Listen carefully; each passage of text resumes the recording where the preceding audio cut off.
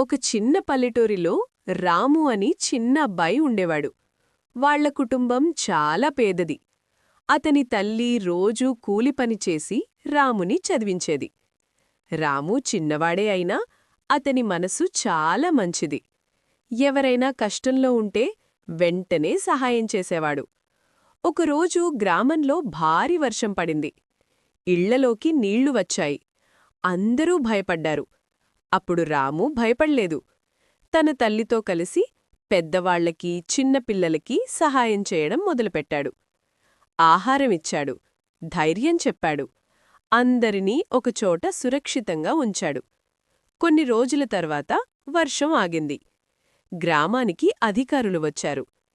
ఈ గ్రామంలో ఎవరు ఎక్కువగా సహాయం చేశారు అనడిగారు. అందరూ ఒకే పేరు చెప్పారు: రాము. ఆ రోజునుంచి రాము సాధారణ బాలుడు కాదు, మన ఊరి దీపమయ్యాడు. మనసు మంచిదైతే మనము ఎవరికైనా వెలుగులా మారగలం. మీకు ఈ స్టోరీ నచ్చితే లైక్ చేయండి, సబ్స్క్రైబ్ చేయండి, షేర్ చేయండి.